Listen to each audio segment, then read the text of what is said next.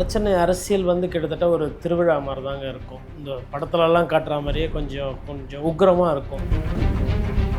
ராயபுரத்துலேருந்து எடுக்கலாம் இந்த வடசென்னையினுடைய அரசியல். ஃபஸ்ட்டு ஹார்பருக்கு அடுத்து ராயபுரம், பெரம்பூர் ஒரு பார்ட் வரும், திருவிக நகர் ஒரு பார்ட்டு, ஆர்கே நகர் சார். ஆர்கே நகர் பேசலாம் சார். இம்பார்ட்டண்ட்டாக இருக்கிற மினிஸ்டர்ஸ்க்கும் சிஎம்க்கும் நிறைய போயிருக்கு வடசென்னையில். மற்ற தொகுதிகள் இருக்குல்ல, ராயபுரமோ ஆர்கே நகரோ, அதாவது ஒரு பத்திரிகையாளராக நான் பார்க்கும்போது கரெக்டான ஒரு ஆள் கையில் கிடச்சிதுன்னா ஆர்கே நகர் வந்து அதிமுக வசம் வர்றதுக்கு வாய்ப்புள்ள ஒரு தொகுதி. இல்லை, அந்த கரெக்டான கேண்டிடேட்டா திரு ராஜேஷ் இருப்பாரா?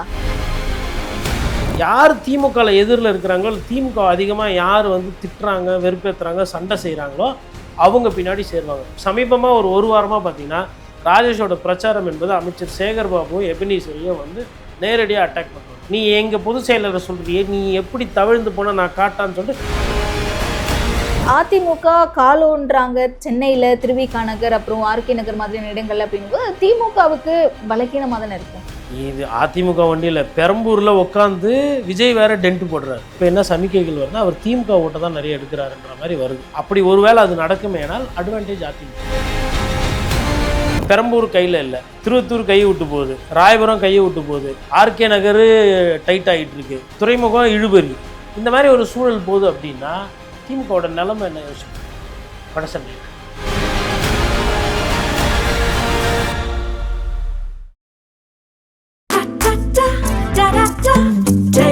Milky Mist ice creams. வணக்கம் சார். வணக்கம், நேயர்களுக்கு அன்பு வணக்கம். ஓகே, தேர்தல் களம் சூடுபிடிக்க தொடங்கி இருக்கு சார். எல்லா கட்சிகளும் பரபரப்பாக ஓட ஆரம்பிச்சிருக்காங்க. இப்போதைக்கு களச்சூழல் எப்படி இருக்கு அப்படிங்கிறத பற்றி பேசணும்னு நினைக்கிறேன். குறிப்பாக சென்னையில், வட சென்னையில் இருக்கக்கூடிய போட்டி அப்படிங்கிறது நம்ம தேர்தல் அறிவித்த முதல் நாள் பேசணும். பெரம்பூரில் விஜய் அவர்கள் போட்டிடுறாரு, கொளத்தூரில் முதலமைச்சர், ஜெயப்பாக்கம் திருவல்லிக்கேணியில் துணை முதலமைச்சர் அப்படின்னு சொல்லிட்டு. இப்போ தேர்தல் அறிவித்து பிரச்சாரங்கள் மேற்கொள்ளப்பட்டு இந்த 10 நாட்களில் களம் எப்படி மாறி இருக்கு நீங்கள் பார்க்குறீங்க சார் வட சென்னையை பொறுத்த வரைக்கும்? வடசென்னை அரசியல் வந்து கிட்டத்தட்ட ஒரு திருவிழா மாதிரி தாங்க இருக்கும். இந்த படத்துலலாம் காட்டுற மாதிரியே கொஞ்சம் கொஞ்சம் உக்கிரமாக இருக்கும், ஒரு ஜோஷோட. ஆமாம், இப்போ கடந்த காலத்துக்கும் இந்த காலத்துக்கும் என்ன ஒரு வித்தியாசம்னு பார்த்தீங்கன்னா, முன்னாடி வந்து ஒரு சுவரொட்டியில் போய் ஒரு போஸ்டர் ஒட்டுறது இல்லை விளம்பரம் எழுதுறதுன்றது முடியாது. ஒரு கட்சிக்காரங்க அந்த செவரை பிடிச்சி வச்சுருக்காங்கன்னா அந்த அந்த செவத்தில் அவங்க தான் வந்து போஸ்டர் ஒட்ட முடியும், எழுத முடியும். அதாவது எப்படின்னா, வடசென்னையில் வந்து 100வது வார்டு இவருது, 57வது வார்டு இவரு, 47வது வார்டு இவரு அப்படி சொல்ல மாட்டாங்க. பேர் சொல்லுவாங்க. தொர்ராஜ் டிவிஷனு, சுகுமார் டிவிஷனு, பழனி டிவிஷனு, முரளி டிவிஷனு, கிருஷ்ணமூர்த்தி டிவிஷனு, இந்த மாதிரி தான் அவங்க சொல்லுவாங்க. இப்போ அது என்ன அர்த்தம்னா, அந்தந்த டிவிஷனு அந்தந்த வட்ட செயலாளர் அங்கே தலைகர்த்தா மாதிரி இருப்பாங்க. வடசென்னையில் பார்த்தீங்கன்னா இந்த மாதிரி தான் அந்த அந்த நம்பரு அட்ரஸ் எல்லாம் இருக்காது. அந்த ஒரு பேர் சொல்கிறாங்களே, அந்த வட்ட செயலர் பகுதி செயலர் பேர், அதுதான் அங்கே லேபிள், அதுதான் அங்கே பேனரு. ஓகே, அப்போது அந்த அந்த அந்த வட்ட செயலருக்கு மேலே ஒரு பகுதி செயலர் மேலே ஒரு மாவட்ட செயலர், அந்த அந்த ஜாகிரஃபி இருக்குது பாருங்கள். இதை வந்து ரொம்ப டைட்டாக மார்க் பண்ணி ஃபாலோ பண்ணுறது பார்த்தா வடசென்னை அரசியல். இப்போ இங்கே வந்து நிறைய தலகர்த்தாக்கள் தயாராக இருக்காங்க. நிறைய பேருக்கு வந்து இங்கே வந்து ஒரு அந்த இப்போதைக்கு சமீபத்தில் ஒரு ஸ்கூல் ஆஃப் தாட்ஸ் அப்படின்னு பார்த்தீங்கன்னா, மதுசூதனன் வந்து ஒரு முக்கியமானவராக இருந்தார். மறைந்த அஇஅதிமுக அவைத்தலைவர், முன்னாள் அமைச்சர் மதுசூதனன் அவர்கிட்ட தான் நிறைய பேர் பயிற்சி எடுக்கிறாங்க. அவர்கிட்ட தான் இப்போ எல்லாரும் சேர்றாங்க. அப்போ வடசென்னையில் மதுசூதனன் அவர்கள் வந்து ஒரு தவிர்க்க முடியாத ஒரு அரசியல்வாதியாக வந்து வலம் வராரு. அவர்கிட்ட பழக்கமாகி, அவர்கிட்ட தயாராகி, அவர்கிட்ட இருக்கவங்க தான் இன்றைக்கி வடசென்னையில் முக்கியமான பொறுப்பில் இருக்கிறாங்க. இல்லை, உதாரணத்துக்கு வந்து மதுசூதனன் அவரோட அந்த பயிற்சி பட்டறையிலேருந்து வந்தவங்க வந்து சேகர் பாபு, அவர் வெற்றிவேலுக்கும் அவருக்குமே வந்து ஆரம்ப காலத்தில் ஒரு ஒரு நல்ல பழக்க வழக்கங்கள். அதாவது அதுக்கப்புறம் முரணாகி வெற்றிவேலுக்கும் மதுசூதனன் அவருக்குமே தகராறு, சண்டை ஆகாத மாதிரி ஒரு சூழல்கள் போச்சு. அப்போது அதாவது அவர் மதன்னன் தான் கூடுவாங்க எல்லாரும். அப்போது அவர், அப்புறம் ராயபுரம் மனோ, கரத்தே தியாகராஜன், இவங்கெல்லாம் வந்து பார்த்திங்கன்னா மூப்பனார்கிட்டேருந்து ஒரு டீம் ஒன்று ரெடியாகுது. வெற்றிவேலு, ராயபுரம் மனோ, கரத்தே தியாகராஜன், இது ஒரு இப்போ இவங்களோட இன்ஃப்ளூயன்ஸுமே மத்திய சென்னை வட சென்னையில் வந்து அதிகமாக இருக்கும். அதுக்கப்புறமா பார்த்திங்கன்னா இந்த ஒரு சைடு நீங்கள் எடுத்திங்கன்னா, இப்போது ராஜேஷ் இருக்கார் இல்லைங்களா, பெரம்பூரில் வந்து மாவட்ட செயலர், பெரம்பூர் அந்த அரசியல் ஆர்கே நகர், இந்த அரசியல்லாம் பண்ணக்கூடிய ராஜேஷ் வந்து மதுசூதனன் கிட்ட இருந்து இந்த கடைசி ஸ்கூல்ல இருந்து தயாரான லாஸ்ட் பாஸ்ட் அவுட் ஸ்டூடெண்ட்ஸ். இப்போ ஆர்கே நகர் வேட்பாளர், இப்போ ஒரு வேட்பாளராக இருக்கிறார். இப்போ அதாவது உங்களுக்கு எடுத்தீங்கன்னா நமக்கு வந்து ராயபுரத்துலேருந்து எடுக்கலாம். இந்த வடசென்னையினுடைய அரசியல் தாக்கம் என்பது பார்த்திங்கன்னா, அதாவது துறைமுகம் ஃபஸ்ட்டு ஹார்பருக்கு அடுத்து ராயபுரம்க்கு அடுத்து வந்து பார்த்திங்கன்னா உங்களுக்கு பெரம்பூர் ஒரு பார்ட் வரும், திருவிகா நகர் ஒரு பார்ட்டு, அது அப்படியே போகும். அதுக்கப்புறம் திருவொற்றியூர் இருக்குது. அதுக்கப்புறம் வந்து உங்களுக்கு ஆர்கே நகர் சொல்லிட்டு அது வந்து ஒரு மாதிரி அப்படி போய் அப்படி வளைஞ்சு அப்படி வரும். அதில் அந்த பெரம்பூர் திருவிகா நகர் கொஞ்சம் கடலுக்கு அப்பாற்பட்டு இருக்கும். மிச்சம் 4 சட்டமன்ற தொகுதி அப்படியே கடலோரமாக வரும். ஆனால் இந்த கடலோர தொகுதிகளில் இருக்கக்கூடிய எம்எல்ஏக்களாக இருக்கட்டும், இல்லை வேட்பாளர்களாக இருக்கட்டும், அங்கே இருக்கக்கூடிய அந்த தொகுதிகளில் இருக்கக்கூடிய மாவட்ட செயலாளர்களுடைய செல்வாக்கு அப்படிங்கிறது ரொம்ப ஸ்ட்ராங்காக இருந்துட்டு இருக்கு வட சென்னையில் அப்படிங்கிறத பார்க்க முடியுது இல்லை சார்? அது எப்படி சார்? அதாவதுங்க இது வந்து பார்த்திங்கன்னா இந்த சென்னை ஹார்பரு, அதுக்கப்புறம் Kasimedu port trust, fishing harbour, first துறைமுகம், அதில் அதை சுற்றி இருக்கிற வியாபாரம், இந்த கண்டெய்னர் வியாபாரம், போக்குவரத்து, அது ஹைகோர்ட்டு, அதெல்லாம் ஒரு குரூப் கண்ட்ரோல் பண்ணும். அங்கே பார்த்திங்கன்னா உங்களுக்கு பர்மா பஜாரு, அதுக்கப்புறம் பார்த்திங்கன்னா இஸ்லாமியர்கள் அதிகமாக இருக்காங்க. இவங்க நிறைய பேர் வந்து வெளிநாடுகளில் போய் ட்ராவல் பண்ணி அங்கேருந்து டிவி எடுத்துகிட்டு வந்து விற்கிறது. அந்த காலத்தில் வந்து சிடி, அதை அங்கேருந்து அங்கே சிங்கப்பூரில் என்னென்ன மின்பொருள் கிடைக்குமோ எலக்ட்ரானிக்ஸ் அதெல்லாம் எடுத்துகிட்டு வந்து இங்கே விற்கிறது. அந்த மாதிரி இந்த சென்ட், இந்த மாதிரி துணிமணிகள் வெளிநாட்டிலேருந்து எடுத்துகிட்டு வருது. இது மாதிரி விஷயங்கள்லாம் அங்கே பொதுவாக இருக்கும். அதே மாதிரி பார்த்திங்கன்னா நிறைய வழக்கறிஞர்கள் வந்து பார்த்திங்கன்னா துறைமுகம் பக்கத்தில் ஆஃபீஸ்லாம் நிறைய போட்டிருப்பாங்க. லாஜிஸ்டிக்ஸ் கம்பெனி, இது துறைமுகம். ராயபுரத்தை பொருள் பார்த்தோம்னா ஒரு மிக்ஸ்டு இருக்கும். உங்களுக்கு சென்னை வந்து ஒரு 50 வருஷத்துக்கு முன்னாடி இந்த குட்டி குட்டி கடைகள்லாம் பார்த்திங்கன்னா ராயபுரத்தில் ஜாஸ்தி. ஸோ ராயபுரம் வந்து அந்த மாதிரி இருக்கும். அப்புறம் லேபர் டாமினேட்டட் தொகுதிகள் என்று சொல்வார்கள். அதாவது ஜனத்தொகை அதிகமாகவும் நிறைய பேர் இங்கேருந்து வந்து மற்ற சென்னையில் இருக்க மையப்பகுதிகளுக்கு போய் வேலை செய்வாங்க. வேலைவாய்ப்பை தேடி போயிட்டு காலையில் வேலைக்கு போயிட்டு சாயந்தரம் திருப்பி வந்துடும். அந்த மாதிரி ஒரு தன்மை. அதுக்கப்புறம் நீங்கள் இன்னும் கொஞ்சம் மேலே போனீங்கன்னா ஆர்கே நகர் கிட்டத்தட்ட உங்களுக்கு ராயபுரம் மாதிரியான ஒரு சூழல் தான். ஒரு சின்ன சின்ன கடைகள், வீடுகள் ஒரு மாதிரி பிஸியாக இருக்கிறது. அதுக்கப்புறம் கோயிலெலாம் நிறைய. இப்போ உங்களுக்கு அதுக்கப்புறம் திருவத்தூர் வந்துடும். வடிவுடையம்மன் கோயில் இருக்குது. அது வள்ளலார் அவர்களோட அந்த இடங்கள், அந்த வீடுகள், அந்த மாதிரி பாடல் பெற்ற ஸ்தலங்கள் இதெல்லாம் இருக்குது. அங்கேயுமே வந்து உங்களுக்கு வந்து அந்த லாரி கண்டெய்னர் பிஸ்னஸ் சம்மந்தமானது, லாரி வாடகை விடுறது, வண்டி வாடகைக்கு விடுறது, அந்த மாதிரி வேலைகள்லாம் இருக்கும். அதை வந்து எண்ணூர்லேயும் திருவத்தூரில் இருக்கிறவங்க நிறைய பேர் எண்ணூர், விம்கோ, அதுக்கப்புறம் அசோக் லேலண்டு, ஒரு சின்ன சின்ன ஆஃபீஸஸ், இண்டஸ்ட்ரீஸ்லாம் அந்த கார்னரில் இருக்கும். ஸோ இந்த கார்னரில் இருக்கிற நார்த் சென்னையில் இருக்கவங்க அந்த கார்னரில் இருக்கிற நார்த் சென்னைக்கு வேலைக்கு போவாங்க. ஸோ இந்த 4 இடம் வந்து பார்த்திங்கன்னா ரொம்ப அரசியல் புரிதல் அதிகமாக இருப்பாங்க சென்னையிலே. அதாவது இதை எப்படி நம்ம சொல்கிறோம் அப்படின்னா, இப்போ மற்ற ஊர்லெல்லாம் அரசியல் புரிதல் இல்லையா, அப்படி கிடையாது. அதாவது அரசியல் புரிதல்னா அரசியலில் ஈடுபடுத்துக்கிற தன்மை இருக்கு இல்லையா. இப்போ உதாரணத்துக்கு வந்து இப்போ நீங்கள் தென் சென்னையில் ஒரு கூட்டம் போடுறீங்க, மயிலை மாங்கோலையில் போடுறீங்க அப்படின்னா அங்கே கூட்டம் சேர்க்கறது கஷ்டம். மயிலாப்பூர் கிட்ட இல்லை டி நகரில் ஒரு கூட்டம் போடுறீங்கன்னா ஒரு 3000 பேரை ஒரு இடத்துல ஸ்பாட்டில் சேர்க்கறதுக்குள்ளே போதும் ஆகிடும் இல்லை. பட் இதே வண்ணாரப்பேட்டையில் கூட்டம் போடுறீங்க, தண்டையார்பேட்டையில் கூட்டம் போடுறீங்க, ராயபுரத்தில் கூட்டம் போடுறீங்க, இல்லை வந்து நீங்கள் வந்து திருவிகா நகரில் கூட்டம் போடுறீங்கன்னா கூட்டம் சேர்க்கறது ஈஸி. அந்த கூட்டத்துக்கு வருவாங்க. ஓட்டு போடுற சதவீதமும் பார்த்தீங்கன்னா காலையிலே லைனில் வந்து நின்றுவாங்க. இப்போ நீங்கள் ஆர்கே நகர்லாம் எடுத்திங்கன்னா ராதாகிருஷ்ணன் நகரில் வந்து பார்த்திங்கன்னா 7 மணி 8 மணிக்கே கூட்டம் வந்து பூத்தில் ஏற ஆரம்பிச்சிடும். அப்புறம் 6 மணி மட்டும் இருந்து 5 மணிக்கு வந்து டோக்கனை வாங்கிட்டு 7-7:30 வரைக்கும் இருந்து ஓட்டு போட்டு போவாங்க. இந்த தன்மை வந்து நீங்கள் பார்த்தீங்கன்னா இங்கேருந்து அப்படியே இன்னும் கொஞ்சம் தொலைவு போனால் அண்ணா நகர், ஆர்கே நகர்லேருந்து. ஆனால் அங்கே அந்த தன்மை இருக்காது. அண்ணா நகர், வில்லிவாக்கெல்லாம் வந்து ஒரு அந்த நேரம் ஆக அந்த கூட்டம் குறைஞ்சிடும். காலையில் கொஞ்சம் நேரம் இருக்கும். வெயில் ஏறிச்சுன்னா நிறைய பேர் வந்து ஓட்டு போட மாட்டாங்க. அப்போது பக்கத்து தொகுதி தான், எல்லாத்துக்கும் ஒரு 10 கிலோமீட்டர் 6 கிலோமீட்டர் தான் ஒரு தொகுதி டு தொகுதி வித்தியாசம். ஆனால் அங்கே இருக்கக்கூடிய தன்மை வேறு. அதே எக்மோர் எடுத்திங்கனாலும் எக்மோரும் சரியாக ஓட்டு போட மாட்டாங்க. எக்மோர் துறைமுகம் ஓட்டு கொஞ்சம் கம்மியாக போகும். ஆனால் ராயபுரத்தில் வந்து பார்த்திங்கன்னா வாக்கு விகிதாச்சாரம் எப்பயுமே கூடும். அப்போ அந்த மத்திய சென்னைக்கும் தென் சென்னைக்கும் வட சென்னைக்கும் அந்த ஜாகிரஃபி ஹிஸ்ட்ரியை தாண்டி பப்ளிக்கோட அந்த அண்டர்ஸ்டாண்டிங் ஆஃப் பாலிட்டிக்ஸ்லேயே நிறைய வித்தியாசம் இருக்கும். ஆர்கே நகர் பேசலாம் சார். ஏன்னா ஆர்கே நகர் இவ்வளவு நாளாக ஒரு அதிமுகவினுடைய கோட்டையாகவே இருந்திருக்கு கடந்த ஒரு 20 வருஷமா. இப்போ இன்னைக்கு திமுக ஜெயிச்சு எம்எல்ஏவாக இருக்காங்க அண்ட் மீண்டும் அவருக்கே அந்த சீட் கொடுக்கப்பட்டிருக்கு அப்படின்னும் போது ஆப்போசிட்டில் இருக்கக்கூடிய கேண்டிடேட்டும் ரொம்ப ஸ்ட்ராங்கான ஒரு கேண்டிடேட் தான் ராஜேஷ் அவர்கள். இவர் எபனீசர் சொல்கிறீங்களா? எபனீசர் வெர்சஸ் ராஜேஷ். ஓகே, எபனீசர் அவர்களை பொறுத்தவரையிலும் பார்த்தீங்கன்னா போன முறை வந்து அவர் ஜெயிச்சார். போன முறை ஜெயிச்சது இப்போ கிட்டத்தட்ட சேகர் பாபு அவர்களோட அருளால் அவர் வந்து அந்த இடத்துல வரார், நிற்கிறார், ஜெயிக்கிறார். பட் ஆனால் தொகுதியில் அவருக்கு அந்த அளவுக்கு நல்ல பேர் கிடையாது. அவர் வந்து மக்கள் பிரச்சனைக்கு பார்க்கல. அதாவது ஆர்கே நகரில் சொல்லிக்கிற மாதிரி பெருசாக என்னப்பா செஞ்சார் எபனீசர் அப்படின்னு நீங்கள் கேட்டிங்கன்னா, இல்லை நம்மளே மக்கள்கிட்ட போய் பேசும்போது பார்த்தா அப்படி எதுவும் இல்லை. இப்போ கொளத்தூர் அப்படின்னு நீங்கள் எடுத்திங்கன்னா இது முதல்வர் தொகுதி. இப்போ அந்த முதல்வர் தொகுதியில் ஒரு ஸ்விம்மிங் பூல் கட்டி கொடுத்துருக்குறாங்க, பார்க் நிறைய டெவலப் பண்ணியிருக்கிறாங்க. அங்கே வந்து அந்த இளைஞர்கள்லாம் உட்காந்து வேலை செய்கிறதுக்கு அந்த கம்ப்யூட்டர் ரூம்ஸ், அந்த மாதிரி விஷயங்கள்.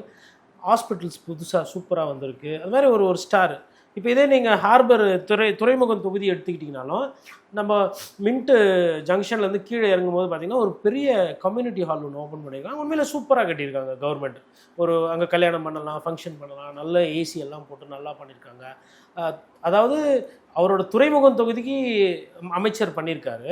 ஒரு சைடு வந்து அந்த சைடு முதல்வர் தொகுதிக்கு நிறைய நடந்திருக்கு. பட் ஆர்கே நகருக்கு வந்து அந்தளவுக்கு முக்கியமான விஷயங்கள் வந்து கிடைக்கல. ஒரு ராடீல். அதாவது இப்போ என்னென்னா இம்பார்ட்டண்ட்டாக இருக்கிற மினிஸ்டர்ஸ்க்கும் சிஎம்க்கும் நிறைய போயிருக்கு வட சென்னையிலேருந்து. பட் மற்ற தொகுதிகள் இருக்குல்ல, ராயபுரமோ ஆர்கே நகரோ, அதுக்கெல்லாம் வந்து போதிய அளவுக்கு முக்கியத்துவம் கொடுக்கணும் இல்லை. அதாவது ஒரு பத்திரிகையாளராக நான் பார்க்கும்போது அந்த திட்டங்களோ இல்லை அந்த மாதிரி விஷயங்கள் தென்படலை. ஓகே. அப்போ அந்த ஒரு இன்ஃப்ராஸ்ட்ரக்சர் டெவலப்மெண்ட்டு, ஒரு ஒரு நல்ல ஒரு சாலைகள் இல்லை தெரு விளக்குகளாகட்டும், நாய்க்கடின்றது நாய் பிரச்சனைன்றது வட சென்னையில் ரொம்ப ஜாஸ்தி உங்களுக்கு. அதாவது ஒரு சில நேரத்தில் வந்து ஒரு சில சந்திலெல்லாம் நைட்டில் போனீங்கன்னா வந்து அது வந்து என்ன சொல்கிறது, உங்களால் போகவே முடியாது, அந்தளவுக்கு நாய் தொல்லை இருக்கும். அதெல்லாமே காமனாக இருக்குது. இந்த தூய்மை பணியாளர்கள் வந்து போராட்டம் நடந்த இடம்லாம் வந்து இந்த இடத்துல நிறைய இருக்குது, இந்த பிரச்சனைகள்லாம் இருக்குது. அப்போது ஆர்கே நகருக்கு நம்ம வரும்போது என்னென்னா, அங்கே இருக்கக்கூடிய சட்டமன்ற உறுப்பினர் ஃபஸ்ட்டு அவர் புதுசு, இப்போது 5 வருஷம் இருந்திருக்காரு. அவருக்கு அந்த எதிர்ப்பு என்பது அதிகமாகவே இருக்குது. ராயபுரம் பார்த்திங்கன்னா ட்ரெடிஷ்னலாக வந்து அதிமுக ஒரே ஒரு வாட்டி போன வாட்டி தான் தோத்தாங்க. அது ஜெயக்குமார் அவர்கள் வந்து அவரே சொன்னார், எனக்கு அது கூட்டணி சரியாக வரலன்ற மாதிரி. மற்றபடி ராயபுரம் எப்பயுமே பார்த்திங்கன்னா தொடர்ந்து அதிமுக ஜெயிக்கும். இது ராயபுரத்துக்கு பக்கத்தில் இருக்கிற தொகுதி கொஞ்ச நேரத்தில் மாறி மாறி வரும். அதனால தான் அம்மையார் ஜெயலலிதா வந்து அதை கண்டெஸ்ட் பண்ணி வெற்றி அங்கே போய் நின்னோன்னா அந்த தொகுதி என்ன ஆகுதுன்னா அந்த தன்மை வந்து அது அதிமுகவுக்கு அதிகப்படியாக ஜெயிக்கக்கூடிய ஒரு தன்மை. பத்ததுக்கு இவர் மதுசூதனன் அவர்களும் அதிகமாக கோல் வச்சுன இடம்னு பார்த்தீங்கன்னா அது ஆர்கே நகர், ராதாகிருஷ்ணன் நகர். அப்போ இந்த காரணங்களால் வந்து பார்த்திங்கன்னா ராயபுரமும் ஆர்கே நகரும் அந்த சென்னையில் நிறைய இடங்கள் வந்து திமுக கைப்பற்றினாலும் இந்த ஒரு இடத்த வந்து எப்பயுமே அதிமுக தன்வசம் வைத்துக்கொண்டு மற்றவங்களுக்கு கொடுக்காம ஒரு ஐலண்டு மாதிரி இது ரெண்டு. இதை சுற்றி வந்து எல்லாம் வருவாங்க. மீனவர்கள் அதிகமாக இருப்பாங்க. மீனவர்கள் அதிகமாக குறிப்பாக அதிமுகவுக்கு ஒரு ஒரு ஒரு ஆதரவான ஒரு நிலைப்பாட்டில் நிறைய காலத்தில் வாக்கு செலுத்திருக்கு. ஸோ அந்த மாதிரி கரெக்டான ஒரு ஆள் கையில் கிடச்சிதுன்னா ஆர்கே நகர் வந்து அதிமுக வசம் வர்றதுக்கு வாய்ப்புள்ள ஒரு தொகுதி. இல்லை அந்த கரெக்டான கேண்டிடேட்டாக திரு ராஜேஷ் இருப்பாரா? இல்லை, மாவட்ட செயலாளர் அப்படின்னும் பொழுது ஒரு கட்சியில் மாவட்ட செயலர் ஆகுதுன்றது விளையாட்டு கிடையாது. ஸோ மாவட்ட செயலர் ஏடிஎம்கேவோட மாவட்ட செயலர் கண்டெஸ்டிங் அப்படின்னும் போது அது வந்து கண்டிப்பாக ராஜேஷ்க்கு ஒரு அட்வான்டேஜ் இருக்கும். கண்டிப்பாக பிரச்சாரம் வந்து ஏற ஏற அந்த துணி ஏற ஏற அது வந்து கண்டிப்பாக ஒரு பேசு பொருளாகும். அதிமுக தொண்டர்கள் எப்படின்னா, யார் திமுகவில் எதிரில் இருக்கிறாங்களோ திமுக அதிகமாக யார் வந்து திட்டுறாங்க, வெறுப்பேற்றுறாங்க, சண்டை செய்கிறாங்களோ அவங்க பின்னாடி சேருவாங்க. சமீபமாக ஒரு வாரமாக பார்த்தீங்கன்னா ராஜேஷோட பிரச்சாரம் என்பது அமைச்சர் சேகர் பாபுவும் எபினீசரையும் வந்து நேரடியாக அட்டாக் பண்ணுறாங்க. ஓகே, நீ எங்கள் பொதுச் செயலரை சொல்கிறியே, நீ எப்படி தவிழ்ந்து போனால் நான் காட்டான்னு சொல்லிட்டு பெரிய ஃபோட்டோ எடுத்து ராஜேஷ் காட்டுறாரு. காட்டிட்டு காருக்கு எதுவும் திறந்து விட்ற, ஒரு அமைச்சர்னு கூட பார்க்காம போகும்போது காலணிலாம் மோசமாக இருக்கும், அதை சரி செஞ்சு விட்டு போகிற, வண்டிக்கு முன்னாடி இப்படி நிற்கிற, இது இல்லாமல் வந்து ஒரு இது அரசியலா? நீ எப்படி எங்கெங்கே குனிஞ்சு போனேன், எங்கே தவழ்ந்து போனேன், எங்கே முட்டி போட்டுனே நடந்து போனால் நான் சொல்லிட்டா உன்னை பற்றி பேச, நீ இங்கே வா, வடசென்னைக்கு நீ வா, ஆர்கே நகருக்கு வான்னு சொல்லி கூப்பிட்றாப்புல. இந்த தோரண துணி இருக்கு இல்லையா, இது அதிமுக தொண்டர்களுக்கு அவங்க வந்து வந்துட்டாப்புலப்பா, எங்களுக்கு உண்டான ஆள், இப்போ இனிமேல்ட்டு நாங்கள் வந்து இது ஒரு பரம்பரை பகை மாதிரி போகும். ஓகே, இந்த சண்டை என்பது. ஓகே, அதாவது இப்போ ஒரு சில தொகுதி வந்து கைக்கு வர்றது கஷ்டம். இப்போ உதாரணத்துக்கு நீங்கள் பார்த்தீங்கன்னா இப்போ திருவிக்கா நகரம் ஆர்கே நகரம் எடுத்திங்கன்னா திருவிக்கா நகரில் வந்து 30,000-40,000 ஓட்டு ப்ளஸ் இருக்கும் திமுக எப்பயுமே. அங்கே போய் ஒருத்தர் நின்னாவே ஒரு 30,000 ஓட்டுலேருந்து 40,000 ஓட்டு அவங்களுக்கு ப்ளஸ் இருக்கும். ஆனால் இன்றைக்கி அந்த திருவிக்கா நகர் ஆட்டங்காலது பொற்கொடி ஆம்ஸ்ட்ராங்கால. ஆமாம், ஆனால் அந்த சிம்பத்தி வேவ் ரைட் ஆகுது. பத்தாவதுக்கு தாவேக்கா உள்ளே போகும்போது அந்த பட்டியலின மக்கள் வாக்குகள் பிரியுது. ஆனால் ஆர்கே நகர்லேயும் அப்படி ஒரு பிரிதலும் வந்து அது டிரான்ஸ்ஃபர் ஆகுதுன்னா ஆர்கே நகருமே அதிமுக வசம் போவதற்கு வாய்ப்புகள் அதிகமாக இருக்குது. இது போக போக அதிமுகவோட கை வந்து அங்கே ஓங்குறதுக்கு வாய்ப்பு இருக்குது. ஏன்னா ராஜேஷ் பீங்க மாவட்ட செயலர் அங்கே. அப்போ எல்லாரும் இறங்கி, அதாவது இந்த சீக்வன்ஸ் எப்படி வருதுன்னா, மனோ இப்போ இந்த பேட்டிங் லைனப் பாருங்கள், ADMK versus batting DMK lineup பார்த்தீங்கன்னா அங்கே வந்துட்டு டிஎம்கேல வந்து சேகர் பாபு ஓப்பனிங் ஹார்பரில் நல்ல பேட்ஸ்மேன், அடுத்துக்கடுத்து சுபேர் கான் நியூ பேட்ஸ்மேன், பெரிய எக்ஸ்பீரியன்ஸ் கிடையாது. அதுக்கடுத்து Ebenezer one time MLA but பெரிய சீசனான எக்ஸ்பீரியன்ஸ். அதுக்கப்புறம் கம்யூனிஸ்ட் பெல்ட் திருவத்தூரில் நிற்கிறாரு. இதுதான் அவங்களோட பேட்டிங் லைனப். சிபிஎம் நிற்கிறாங்க திருவத்தூரில். இதே நீங்கள் ஏடிஎம்கேல எடுத்தீங்கன்னா அங்கே கேவி இது குப்பன் நிற்கிறார். அவர் ஆல்ரெடி சிட்டிங் நிறைய வாட்டி எம்எல்ஏவெல்லாம் இருந்திருக்காரு. ஏடிஎம்கேல பழைய ஸ்ட்ராங் ஹேண்டு. மீனவர்கள் பிரச்சனை அந்த இடத்துல உள்ளூர் கிராமங்களில் அவர் ஒரு தலைக்கட்டு மாதிரி ஒரு ஆள், ஜெயிக்கிறதுக்கு வாய்ப்பு அதிகம்.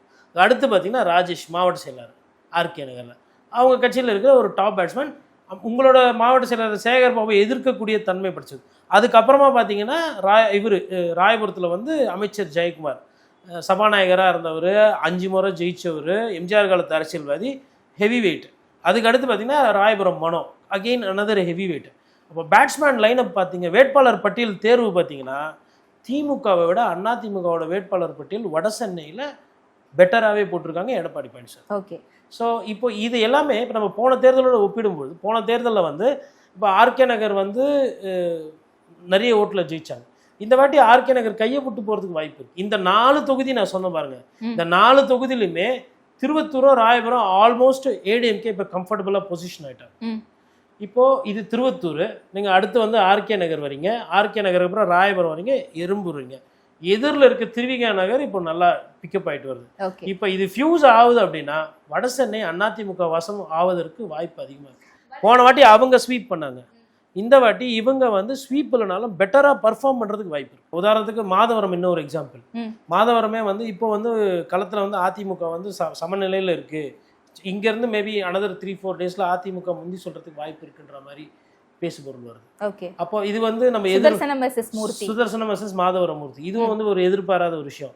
1000 லைட்ஸில் வளர்மதி அவர்களோட கிராஃப் ஏறிக்கிட்டு வருது. சென்னையில் ஒருவேளை அதிமுக பழைய பொசிஷனுக்கு போயிட்டு 16 தொகுதியில் 0 போன தேர்தலில், இந்த 16ல் ஒருவேளை ஒரு 6 ஜெயிக்கிறாங்கன்னு வச்சுக்கோங்க, 6 தான் 10 திமுக ஜெயிச்சா கூட 6 ஜெயிக்கிறாங்கன்னாமே கிட்டத்தட்ட ஆட்சி மாற்றத்தை உறுதி செய்கிற நோக்கத்தில் வந்து அதிமுகவோட பயணம் ஆகிடும்.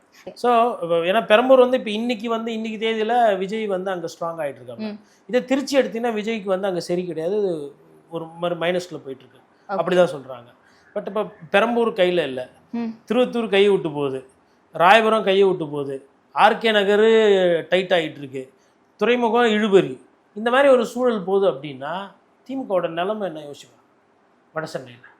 இப்போ இதே மற்ற இடங்கள் அப்படி சொல்கிறேன், வில்லிவாக்கம் சொல்கிறீங்களா, திமுக நல்லா இருக்கும். அண்ணா நகருமே ஓரளவுக்கு திமுக வந்து இப்போதைக்கு இன்னும் அந்த பர்செப்ஷன் வந்து பிக்கப் ஆகலை. டி நகர் வந்து ஒரு மாதிரி ஒரு இழுபறி போய் டி நகர் கிட்டத்தட்ட அதிமுக கிட்ட வந்துடும். அந்த மாதிரி தான் அங்கே இருக்கக்கூடிய அமைப்புகள் இருக்குது. அப்போ பார்க்கணும், இந்த வாட்டி வந்து சென்னையிலுமே வந்து நிறைய இடம் வந்து தென் சென்னை வந்து அதிமுகவுக்கு வந்து கொஞ்சம் நெருக்கடியான ஒரு இடம். தென் சென்னையை பொறுத்தவரையிலும் திமுகவுக்கு நல்லாயிருக்கும்.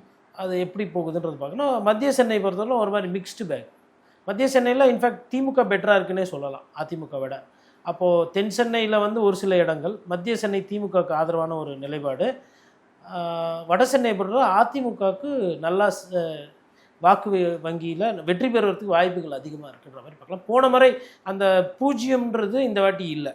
இந்த வாட்டி வந்து அதிமுக அக்கௌண்ட் ஓப்பன் பண்ணுது. இன்ஃபேக்ட் பர்ஃபார்மன்ஸ் பெட்டராகவே இருக்கும். பட் செங்கல்பட்டு காஞ்சிபுரம் அதை பற்றி நீங்கள் பார்க்கும்போது பார்த்தீங்கன்னா அங்கேயும் வந்து ஒரு மாதிரி மிக்ஸ்டு பேக் வரும்.